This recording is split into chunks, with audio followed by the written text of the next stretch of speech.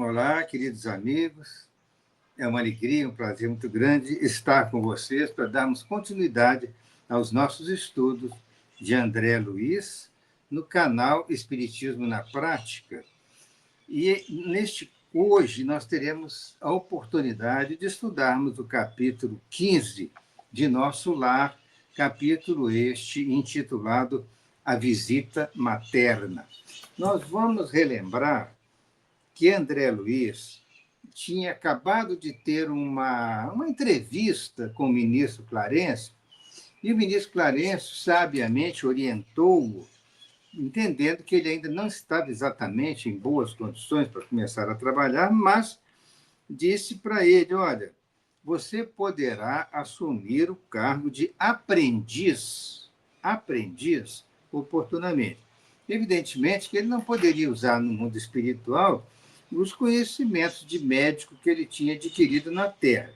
Ele teria que ter uma longa preparação no mundo espiritual, neste campo, para poder, então, atuar de maneira correta, de maneira adequada, com conhecimento de causa e com coração. Mas o ministro Clarencio abriu essa oportunidade. Você poderá atuar como aprendiz oportunamente. Quando o próprio ministro entender que vai chegar o momento certo, ele vai liberá-lo, para ele, então, começar a aprender serviços próprios da colônia Nosso Lar.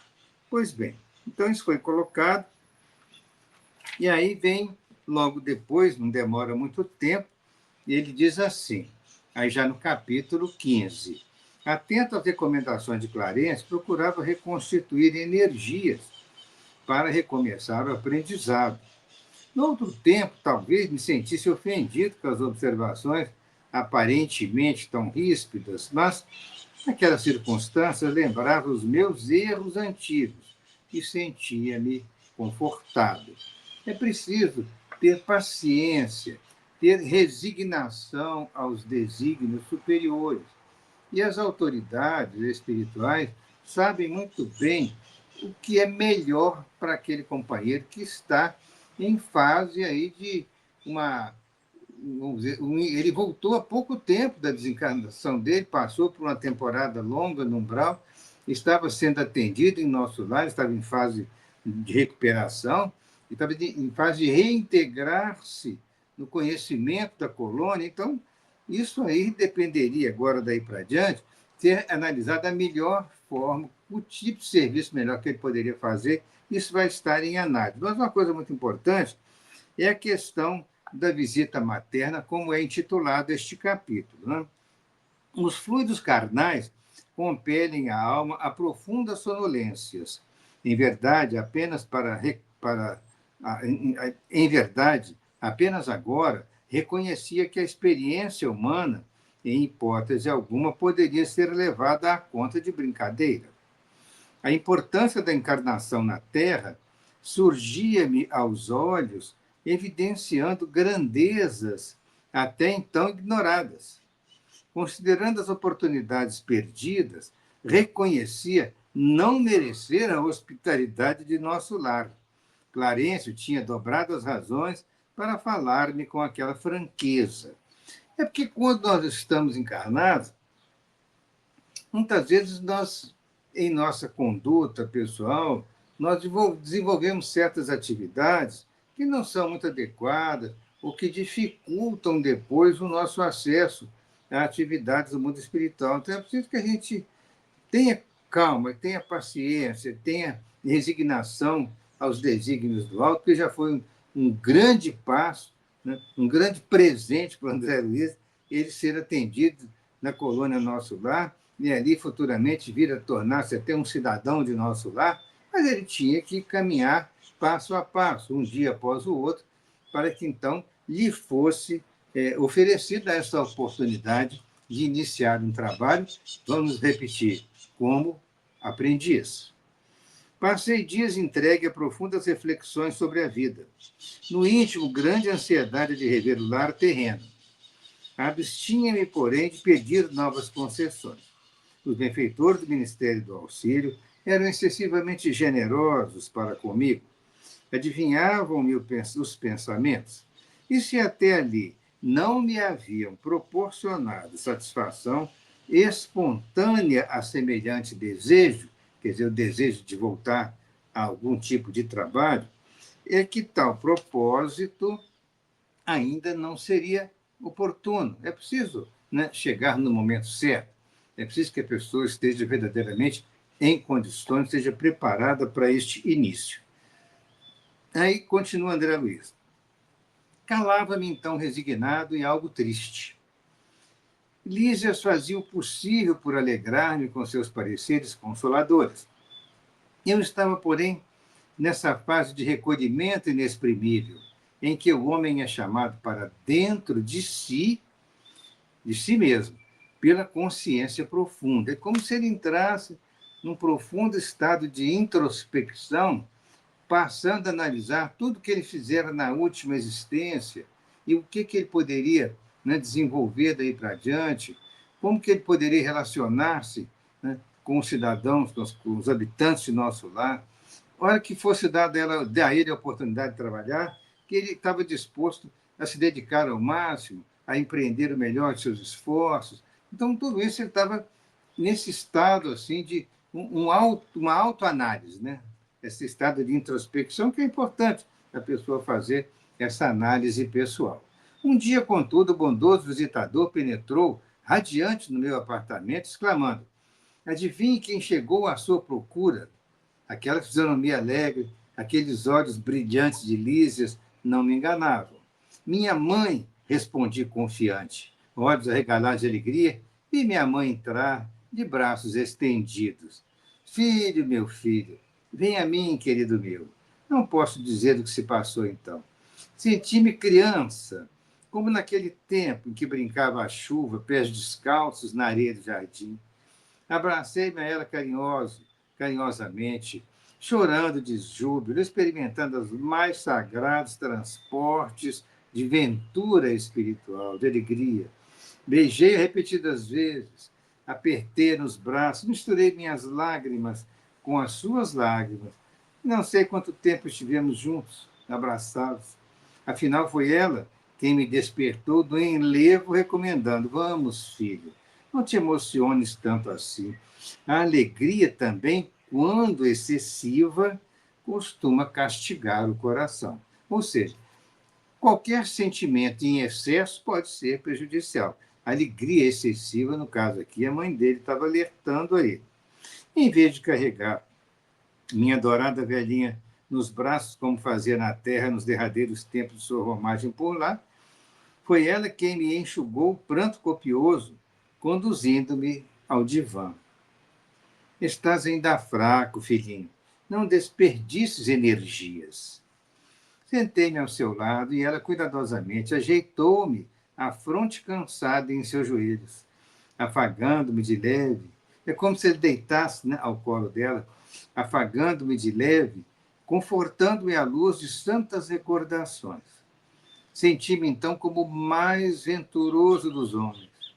Guardava a impressão de haver o barco da minha esperança ancorado em porto mais seguro. A presença maternal constituía para mim infinito reconforto ao coração. Aqueles minutos davam-me a ideia de um sonho tecido em trama de felicidade indizível. Qual menino que procura detalhes, fixava-lhe as vestes, cópia perfeita de um de seus velhos trajes caseiros, notando-lhe o vestido escuro, as meias de lã, a mantilha azul, contemplei a cabeça pequenina aureolada de fios de neve, as rugas do rosto, o olhar doce e calmo de todos os dias. Mãos trêmulas de contentamento, acariciava-lhe as mãos queridas, sem conseguir articular uma frase. Minha mãe, todavia, mais forte que eu, falou com serenidade.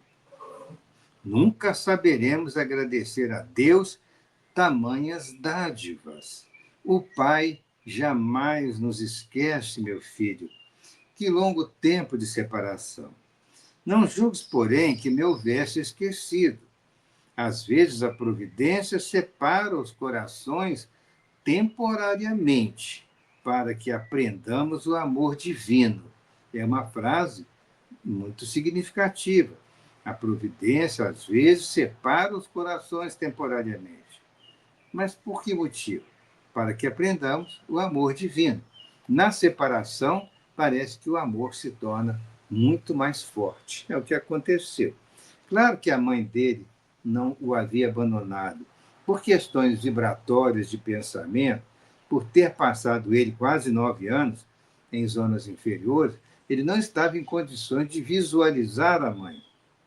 Não, a questão da vibração no mundo espiritual, para o espírito que está em sofrimento ou está em zonas inferiores, ele não alcança a condição de ter a percepção de planos mais elevados e nem também perceber as pessoas cujos corpos espirituais já se encontram no padrão vibratório mais elevado, ele não veria a sua mãe.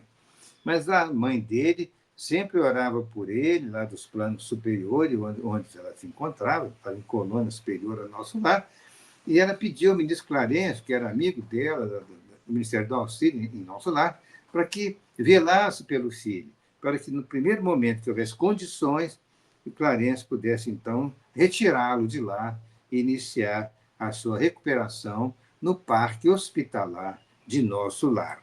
Pois bem, identificando-lhe a ternura de todos os tempos, senti que se me reavivavam as chagas terrenas. Oh, como é difícil alijar resíduos trazidos da terra! Como pesa a imperfeição acumulada em séculos sucessivos! Quantas vezes ouvira conselhos salutares de Clarencio, observações fraternais de Lísias, para renunciar às lamentações, mas ao carinho maternal, como que se me abriam velhas feridas. Quer dizer, o tempo que ele não teve, estava em nosso lar em tratamento, não tinha tido ainda a oportunidade de encontrar a mãe, essa agora era a primeira visita materna, ambos os orientadores, tanto Clarence quanto Lídia, e mais outros também que estavam com ele, olha, não fique lamentando, pense positivamente, né? Veja o que você poderá ter oportunidades daqui para frente na sua vida, não se agarre a lembranças desagradáveis, que lamentações nada mais são que lembranças desagradáveis. Mas, na presença da mãe, ele acabou por abrir novamente o coração a velhas feridas, né? Como se, ao carinho maternal, como se reabriam velhas feridas, diz ele aqui. Do pranto da alegria passei às lágrimas de angústia, relembrando exacerbadamente os trâmites terrestres, lembrando, né, dos problemas que ele teve na última vida. Não conseguia atinar que a visita não era para a satisfação dos meus caprichos, mas sim preciosa bênção de acréscimo da misericórdia divina. Então, é aquela situação natural que nós todos temos. Imagina a alegria dele de encontrar a própria mãe. E ao encontrar-se com a mãe, ele resolveu abrir o coração para ela, mas abrindo novamente os campos de lamentação no pensamento, que não seriam construtivos, que não levariam a nada de positivo, mas ele, né, começou a queixar-se do passado, não entendendo que a visita não era para ele ficar queixando disso ou daquilo outro, não. E a visita era uma bênção preciosa, era um acréscimo da misericórdia de Deus para ele, e, no caso, ele e a mãe. Copiando antigas exigências, concluí erroneamente que a minha genitora deveria continuar como repositório das minhas queixas, nos meus males sem fim. Na terra, quase sempre as mães não passam de escravos no conceito dos filhos. Os filhos acham que as mães têm que atender tudo, em todas as situações, cobram das mães atendimento, carinho, envolvimento, mas tem que pensar em doar tudo isso e não só em receber. Raros desentendem a dedicação antes de as perder, antes de perder as pela desencarnação. Na mesma falsa concepção de outros tempos, descambei para o terreno das confidências dolorosas. Minha mãe ouviu-me calada, deixando transparecer inexprimível melancolia. olhos úmidos, aconchegando-me de quando em quando mais estreitamente ao coração, falou carinhosa: Ó, meu filho, não ignoro as instruções que o nosso generoso Clarencio te ministrou. Não te queixes. Então, agora a mãe é que vai chamar um pouco a atenção dele com seu carinho maternal. Não te queixes. Agradeçamos ao Pai a bênção desta reaproximação. Que bonita a mãe falando com ele, né? Agradecemos ao Pai a bênção desse nosso encontro, né? Sintamo-nos agora numa escola diferente, onde aprendemos a ser filhos do Senhor. Na posição de mãe terrestre, nem sempre consegui orientar-te como convinha. Também eu trabalho, pois, reajustando o meu coração. Tuas lágrimas fazem-me voltar à paisagem dos sentimentos humanos. Alguma coisa tenta operar o retrocesso de minha alma. Quero dar razão aos teus lamentos, erigir-te um trono, qual se foras a melhor criatura do universo. Mas essa atitude, presentemente, não se coaduna com as novas lições da vida. Quer dizer, não é possível, com o avanço espiritual agora em que nós nos encontramos, repetir, né, os mesmos caprichos de quando vivíamos na Terra. Esses gestos são perdoáveis nas esferas da carne. Aqui, porém, meu filho, é indispensável, antes de tudo, atender ao Senhor. Ao Senhor Jesus. Não és o único homem desencarnado a reparar os próprios erros. Nem sou eu a única mãe a sentir-se distante dos entes amados. Quer dizer, e ambos tinham as suas dificuldades. A mãe estava trabalhando por pessoas da família que estavam em sofrimento muito grande, muito mais que o André Luiz, e isso nós vamos ver um pouquinho mais adiante, mas ela está chamando a atenção dele. Olha, como quem diz, você não é o único filho que está sofrendo e nem eu sou a única mãe que sofre. Vamos, né, caminhar pela posição melhor perante Deus. Né? A nossa dor, portanto, continua ela ensinando maternalmente ao André Luiz. A nossa dor, portanto, não nos identifica, melhor dizendo, a nossa dor, portanto, não nos edifica pelos prantos que vertemos ou pelas feridas que sangram em nós, mas pela porta de luz que nos oferece ao Espírito, a fim de sermos mais compreensivos e mais humanos. Lágrimas e úlceras constituem o processo de bendita extensão dos nossos mais puros sentimentos. Ela estava alertando para ele, não vamos ficar presos ao passado. Entendamos que esses momentos temporários, eles são para edificar mais sentimentos elevados em nós.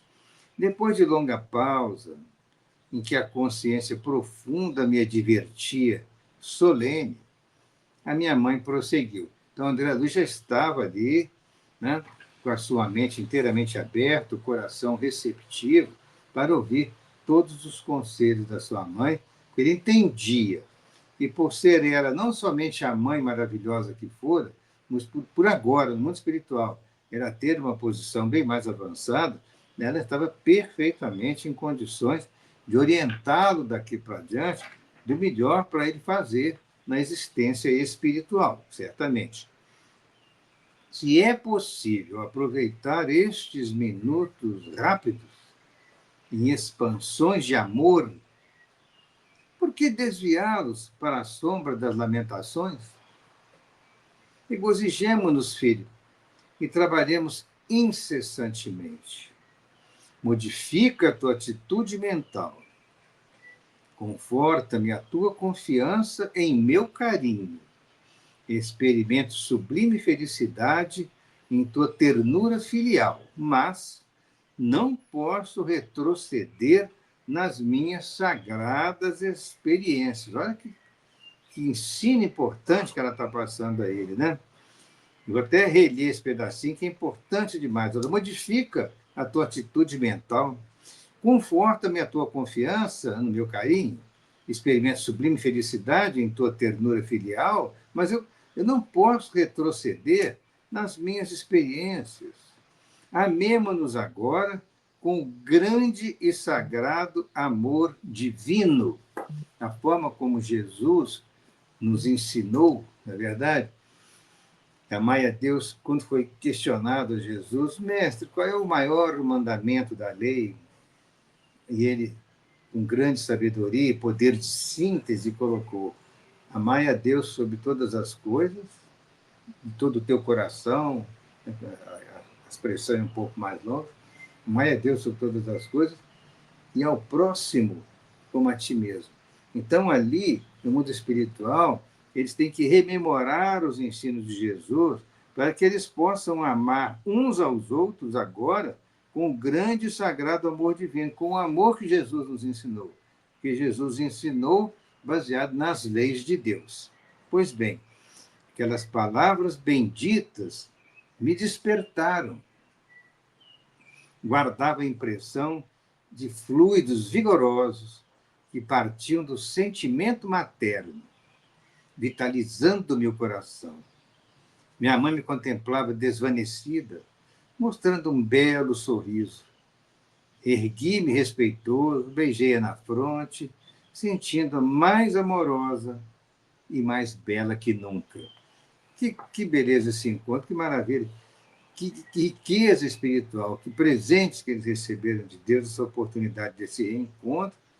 Certamente a mãe dele, em posição mais elevada, emitia fluidos vigorosos, né, do próprio sentimento dela, que partiam do coração materno, vitalizando o próprio coração de André Luiz, que agora estava assim, muito mais preparado, estava muito mais bem orientado e estava, na verdade, agora, com as forças necessárias para então dar continuidade dali para diante às possibilidades de progresso dele próprio, com toda essa injeção de ânimo espiritual que ele estava recebendo da sua querida mãe, que ela agora, no final do capítulo, contemplava-o desvanecida, sorrindo para ele, e ele, então, respeitoso, beijou-a na fronte, sentindo-a mais amorosa e mais bela do que nunca. Encontro, esse capítulo relata esse encontro maravilhoso, amoroso, entre filho e mãe, saudosos um do outro. Ele tinha, provavelmente, devia ter quase 10 anos que a mãe não pudera estar com ele pessoalmente, né?